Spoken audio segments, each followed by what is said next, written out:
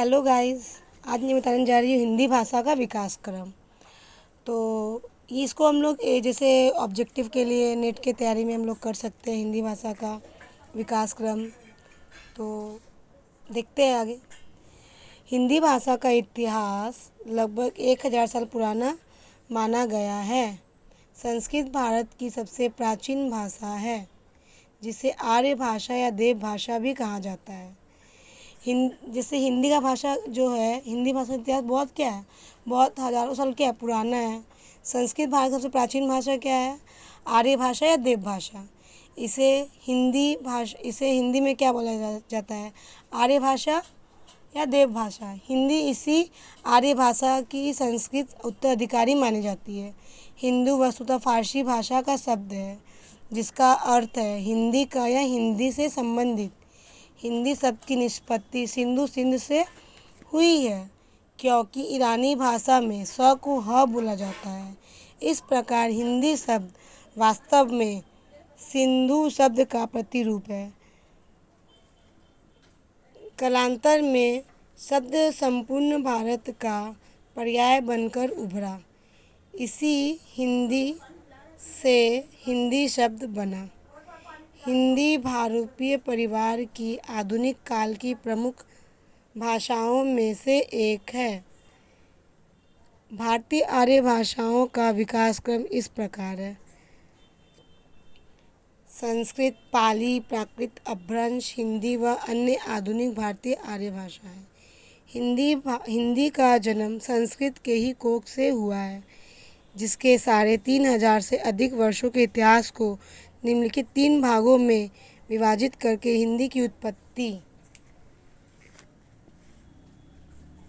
का विकास क्रम निर्धारित किया जा सकता है। नंबर 1, प्राचीन भारतीय आर्य भाषा, मध्यकालीन भारतीय आर्य भाषा काल, आधुनिक भारतीय आर्य भाषा काल। प्राचीन भारतीय आर्य काल का समय सीमा कब तक है? 1500 ईस्वी से लेकर 500 ईस्वी तक पूर्व। और मध्यकालीन भारतीय आर्य भाषा काल कितना तक है? 500 से 1000 ईस्वी पूर्व। और आधुनिक काल का 1000 से अब तक। अब पढ़ते नंबर 1 भारतीय आर्य भाषा काल का बारे में। इसको क्या बोला जाता है? लौकिक संस्कृत और वैदिक संस्कृत। इस काल में वेदों, ब्राह्मण ग्रंथों, उपनिषदों के अलावा वाल्मीकि, अश्वघोष, व्यास, भास, कालिदास तथा माघ आदि संस्कृत की रचनाओं का सृजन हुआ। इस कालखंड को 2 भागों में बांटा गया है: वैदिक और लौकिक संस्कृत। तो पढ़ते हैं वैदिक।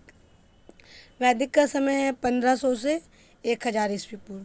मूल रूप से वेदों की रचना जिस भाषा में हुई है उसे वैदिक संस्कृत कहा जाता है। प्राचीन रूप संसार की प्रथम कृत ऋग्वेद में प्राप्त होता है। ब्राह्मण ग्रंथ और उपनिषदों की रचना भी वैदिक संस्कृत में हुई। हालांकि इनकी भाषा में प्राप्त अंतर पाया जाता है। संसार का सबसे प्राचीन ग्रंथ ऋग्वेद है। ऋग्वेद से पहले भी संभव है कोई भाषा विद्यमान रही हो, परंतु आज तक इसका कोई लिखित रूप नहीं प्राप्त हो पाया है। इससे यह अनुमान होता है कि संभवतः आर्यों की सबसे प्राचीन भाषा ऋग्वेद की ही भाषा है, वैदिक संस्कृत ही थी। अब लौकिक संस्कृत पढ़ेंगे। तो लौकिक संस्कृत का समय सीमा है 1000 ईस्वी पूर्व से 5000 ईस्वी पूर्व। दर्शन ग्रंथों अतिरिक्त संस्कृत का उपयोग साहित्य में भी हुआ। इसे लौकिक संस्कृत कहते हैं। वाल्मीकि, अश्वघोष, भास, व्यास, कालिदास आदि की रचनाएं इसी में हुई। वेदों के अध्ययन से स्पष्ट देखा जा सकता है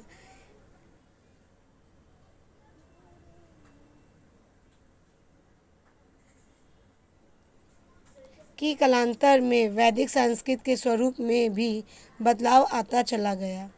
कात्यायन ने संस्कृत भाषा के बिगड़ते स्वरूप का स्वीकार किया, इसे व्याकरण सम्बद्ध किया। पन्नी के नियमनीकरण के बाद की संस्कृत वैदिक संस्कृत में काफ़ी भिन्न है, जिसे लौकिक या क्लासिकल संस्कृत कहा गया। रामायण, महाभारत, नाटक, व्याकरण आदि ग्रंथ लौकिक संस्कृत में ही लिखे गए। हिंदी संस्कृत की है। संस्कृत काल के अंतिम पड़ाव में आते आते मानक अथवा परिनिष्ठ भाषा तो एक ही रही, किंतु क्षेत्रीय स्तर पर 3 बोलियां रही। मानक भाषा जानते, जिसमें व्याकरण क्या होने लगा, सुधार होने लगा। व्याकरण क्या हो गया, व्याकरण वध हो गया, जिसमें पूरे पूरे क्या होने लगा, व्याकरण। पहले क्या, पहले की भाषा में व्याकरण नहीं था, अब क्या व्याकरण संबंध आने लगा। मानक भाषा क्या, एक सुनिश्चित मतलब परिनिष्ठ भाषा, एक भाषा होगा कि निर्धारित किया गया। मध्यकालीन भारतीय आर्य भाषा है। पाली, प्राकृतिक, अपभ्रंश, इसको भी 3 भाग में बांटा गया है। इस काल में लोक भाषा का विकास हुआ। इस समय भाषा का जो रूप सामने आया उसे प्राकृत कहा गया। वैदिक और लौकिक काल में बोलचाल की भाषा दबी पड़ी हुई थी। उसमें अनुकूलन समय पाकर सिर उठाया और जिसका प्राकृतिक विकास प्राकृतिक के रूप में हुआ। मध्यकाल में यही प्राकृतिक 3 अवस्थाओं में विकसित हुई। नंबर 1, पाली। पाली का 500 ईस्वी पूर्व से 1000 ईस्वी पूर्व। संस्कृत कालीन बोल चाल की भाषा विकसित होते होते या कहे कि सरल होते होते 500 ईस्वी पूर्व के बाद काफ़ी बदल गई, जिसे पाली नाम दिया गया। पुरानी प्राकृतिक और भारत की प्रथम देश भाषा कहा जाता है। मगध प्रांत में उत्पन्न होने के कारण श्रीलंका के लोग इसे मगधी भी कहते हैं। पाली भाषा बोलचाल की भाषा का श्रेष्ठ और मानक रूप प्राप्त होता है। आते आते क्षेत्रीय बोलियों की संख्या 3 से बढ़कर 4 हो गई। पश्चिम, उत्तरी, मध्य देशी, पूर्वी और दक्षिणी।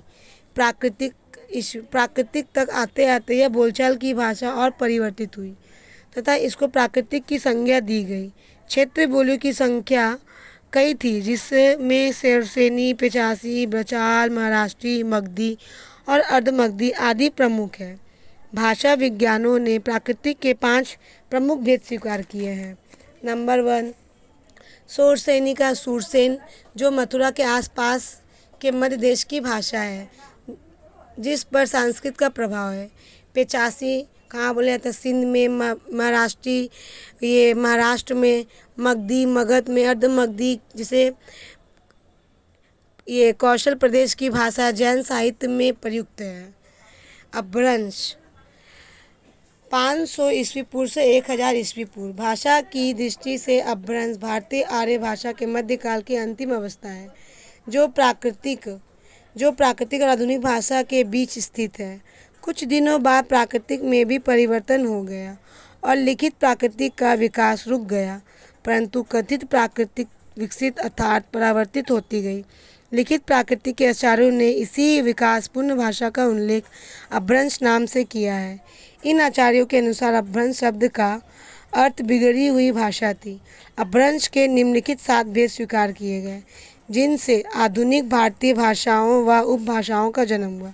सोरसेनी, राजस्थानी, पिचासी, पश्चिमी हिंदी गुजराती, पिचासी लहंदा पंजाबी, बचाल सिंधी, खास पहाड़ी, महाराष्ट्र मराठी, मगधी बिहारी, बांग्ला उड़िया व असमिया, अर्धमगधी पूर्व हिंदी। आधुनिक भारतीय आर्य भाषाएं 1000 ईस्वी पूर्व से अब तक। 1100 ईस्वी तक आते आते मध्य आर्य भाषा काल समाप्त हो गया और आधुनिक भारतीय भाषाओं का युग आरंभ हुआ। अपभ्रंश के विभिन्न क्षेत्रीय रूपों से आधुनिक भारतीय भाषाओं, उपभाषाओं तथा पश्चिमी हिंदी, राजस्थानी, लहंदा, गुजराती, पंजाबी, सिंधी, पहाड़ी, मराठी, बिहारी, बांग्ला, उड़िया, असमिया, पूर्वी हिंदी का जन्म हुआ। आगे चलकर पश्चिमी हिंदी, राजस्थानी, बिहारी, पूर्वी हिंदी और पहाड़ी 5 उपभाषाओं तथा इनसे विकसित कई क्षेत्रीय बोली जैसे ब्रजभाषा, खड़ी बोली, जयपुरी, भोजपुरी, अवधी, गढ़वाली आदि को समग्र रूप से हिंदी कहा जाता है। कालांतर में अधिक विकसित होकर अपने मानक और परिनिष्ठ रूप से वर्तमान और बहुप्रचलित मानक हिंदी भाषा के रूप में सामने आई। मध्यकालीन हिंदी में भक्ति आंदोलन में हिंदी खूब फली फूली। पूरे देश के भक्त कवि ने अपनी वाणी को जन जन तक पहुंचाने के लिए हिंदी का सहारा लिया। आधुनिक काल स्वतंत्रता संग्राम के समय हिंदी भारत के स्वतंत्र संग्राम में हिंदी और हिंदी पत्रकारिता की महत्वपूर्ण भूमिका रही। गांधी सहित अनेक राष्ट्रीय नेता हिंदी को राष्ट्रभाषा रूप में देखने लगे थे। स्वतंत्रता के बाद की हिंदी भारत की स्वतंत्रता होने पर हिंदी को भारत की राजभाषा घोषित किया गया।